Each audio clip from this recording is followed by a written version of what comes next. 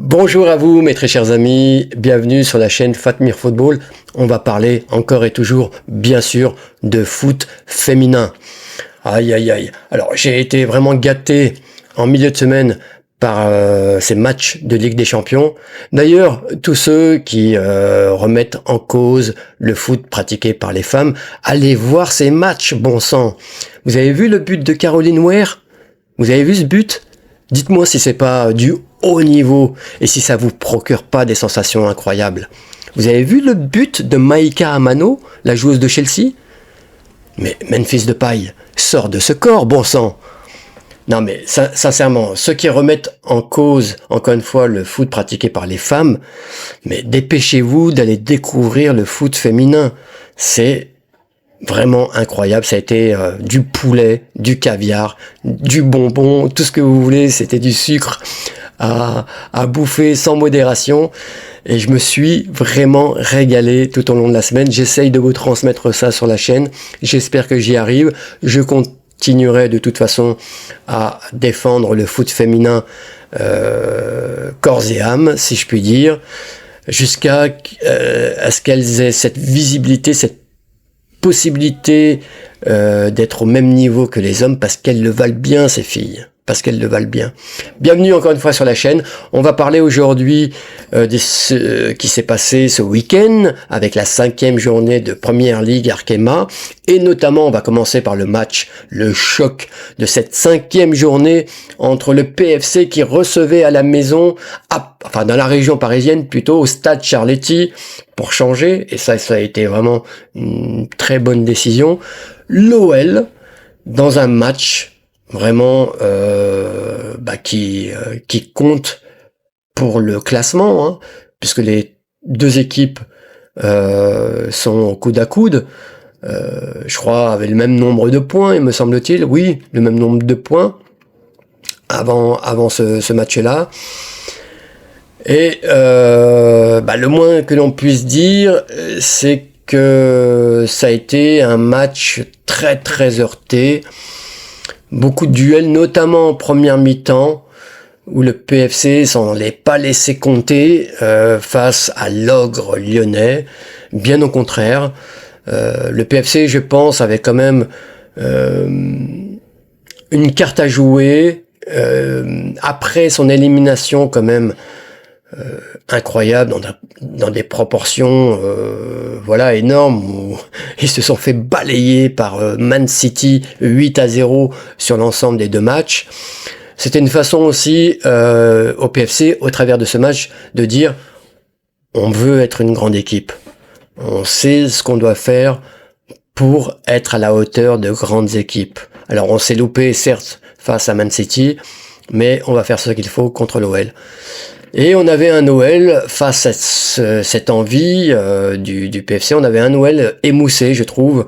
Le match contre Wolfsburg est resté dans les chaussettes, en tout cas dans les chaussettes de pas mal de filles qui étaient sur le terrain, au premier rang desquelles on retrouve quand même Oran, qui depuis 2 matchs, je trouve, peut-être paye finalement son été incroyable, son été olympique. Elle a gagné la médaille d'or, après elle a surfé un peu de façon... elle a surfé sur cette victoire olympique qui l'a emmené jusqu'à ce début de saison. Et là, on a l'impression qu'il y a quand même un espèce de contre-coup. J'ai retrouvé la Lindsey Horan de l'année dernière, très frustre techniquement.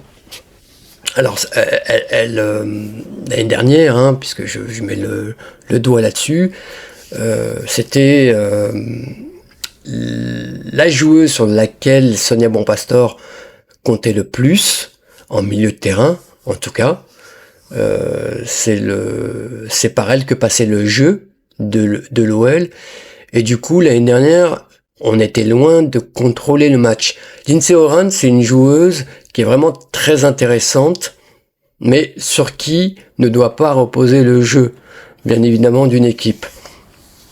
Elle a des qualités de finition incroyables, elle a le sens du but, elle sait se projeter dans une surface de réparation. Pour moi, Lindsey Horan, Bien sûr, elle a un abattage au milieu de terrain aussi avec son physique, qui lui permet quand même de rayonner, de récupérer un certain nombre de ballons, ça c'est sûr, mais pour moi c'est plus non pas un milieu de terrain relayeur, mais plus un milieu finisseur, en quelque sorte, un peu comme l'était Ljungberg. J'aime bien comparer Oran à ce joueur d'Arsenal, donc Fredrik Ljungberg, qui jouait un peu de la même façon, qui était milieu de terrain, mais qui était vraiment finisseur, et qui faisait beaucoup de bien à son équipe d'Arsenal. Oran, c'est ça aussi. Mais moi, personnellement, je la ferais jouer plus en 9,5. Derrière, une attaquante comme Diani, Egerberg ou le Sommer, là, pour ce match-là. Voilà. Donc Joe Montemurro avait mis en place pour ce match un 4-3-3. Pour ceux qui me suivent, c'est pas mon schéma tactique idéal. Après, un schéma tactique, ça, c'est positionnement devant une joueuse sur le terrain. Les joueuses après peuvent changer. Hein. Si elles se sentent pas bien dans un schéma, ce 4-3 permet quand même d'assurer les arrières de l'équipe. Et peut-être qu'il était bienvenu finalement, ce schéma-là, parce que si on avait basculé sur un 3-4-3, peut-être qu'on aurait perdu le match. Pourquoi ? Parce que devant, on fait preuve depuis quelques matchs d'inefficacité. Et à partir du moment où on est inefficace devant, dans un schéma tactique où vous passez au milieu de terrain d'une joueuse comme Jennifer Marozan, avec des joueuses dans l'ensemble qui sont plutôt émoussées, eh ben, vous êtes loin de pouvoir contrôler le match. Et ça, c'est vraiment l'axe d'amélioration de Joe Montemurro.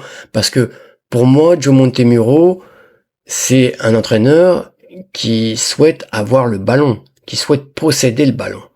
Et là, comme on s'est fait rentrer dedans par le PFC, je dis on parce que l'OL, c'est mon club de cœur, je vous le dis. Je suis né à Lyon, j'ai grandi à Lyon, j'ai suivi cette équipe de l'OL depuis sa création en 2004. Cette équipe de l'OL s'est fait rentrer dedans par le PFC. Et là, Joe Montemurro doit quand même trouver, parce que ça sera le cas d'équipes du même acabit, voire au-dessus, hein, quand on les rencontrera. Il faut pouvoir quand même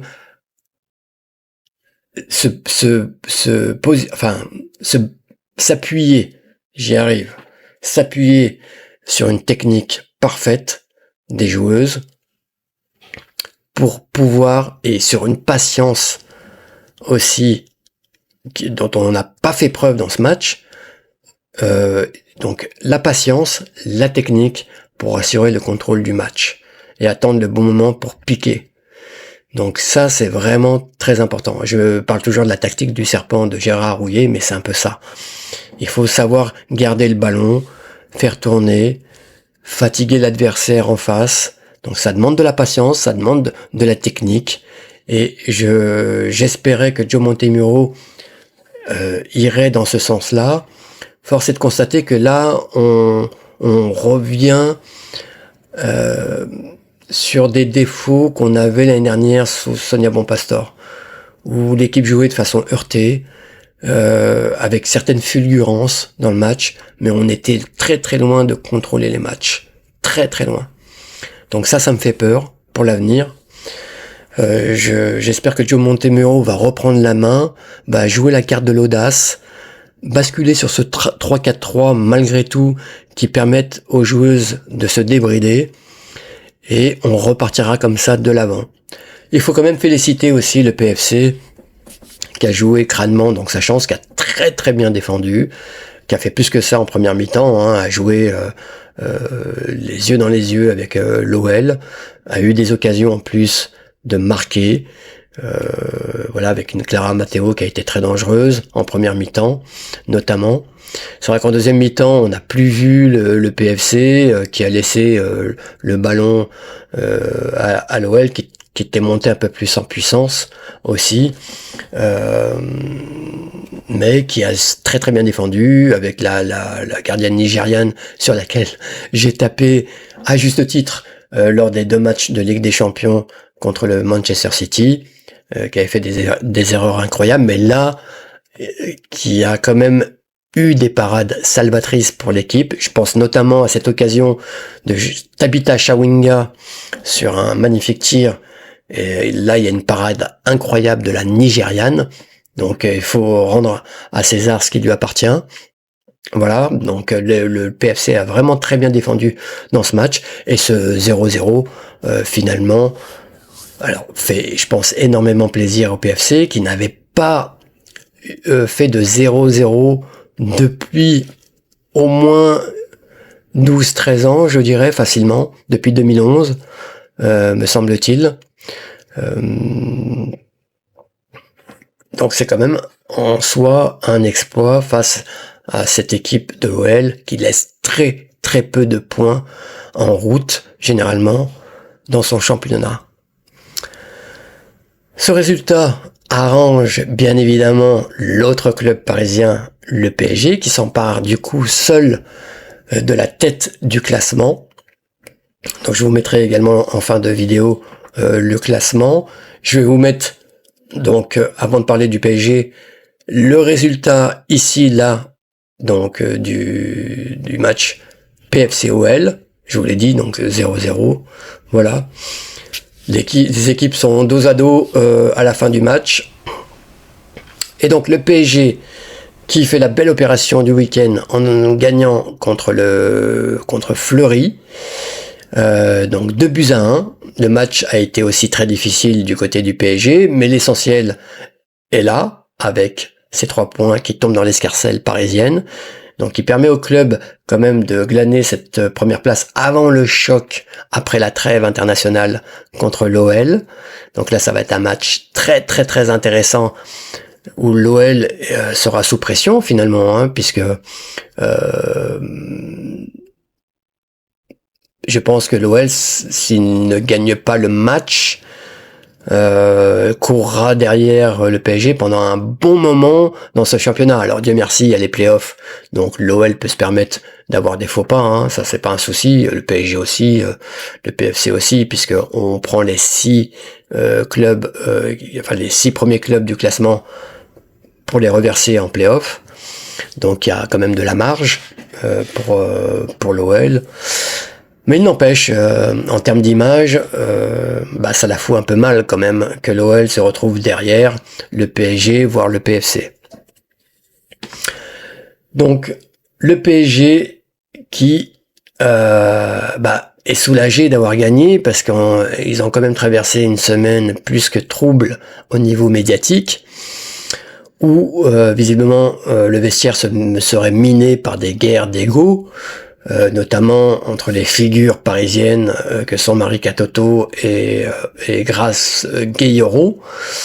Bon, ça fera l'objet bien sûr d'une autre vidéo que je vais poster très bientôt sur ma chaîne. Est-ce que le PSG se transformerait en FC Hollywood? Ça, on le saura bien assez tôt. Est-ce que ça va remettre en cause les ambitions à court terme, à moyen terme du club, puisqu'on parle d'envie de départ des unes et des autres, les étrangères qui sont un peu au milieu et qui savent pas trop voilà, si c'est du lard ou du cochon. Elles se demandent ce qu'elles foutent là. Au passage, je tiens quand même à saluer Marie Herbst qui a fait un arrêt incroyable. Allez voir ça aussi. Pour les pisse froids, ceux qui n'aiment pas le foot féminin, allez voir l'arrêt incroyable, parce qu'on tape souvent sur les gardiennes, et souvent à juste titre, hein. Mais là, l'arrêt était vraiment formidable. C'était un arrêt de très très haut niveau de Marie Herbst contre Fleury. Donc je reviens sur ces guerres d'ego parisiens, qui somme toute concerne énormément de clubs, hein. Je dirais que c'est un peu la loi. Voilà, quand vous avez un peu de pouvoir, que vous gagnez sur le terrain, de l'étendre un petit peu au vestiaire. Pour certaines joueuses, c'est très important. Donc pour moi, c'est des choses que vous retrouvez dans énormément de clubs. Chez les garçons, c'est systématique. Que ça vienne chez les filles aussi. On a quand même des personnalités, voilà, et c'est normal que parfois ça frotte un peu, ça pique un peu. Il n'empêche, le PSG a déjà traversé des moments au niveau médiatique très difficiles. Je me rappelle de l'affaire Kaira à Marawi, sans que ça remette en cause leur compétitivité sportive. Pareil pour Diani qui accusait son ancien entraîneur d'attouchement ou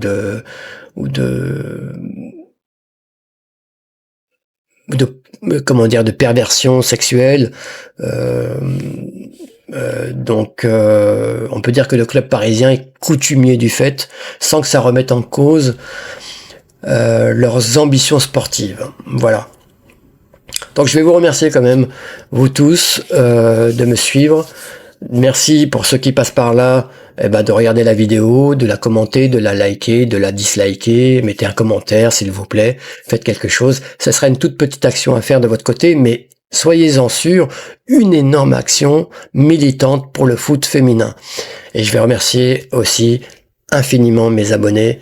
Et je vous dis à très bientôt. Va-va-voum!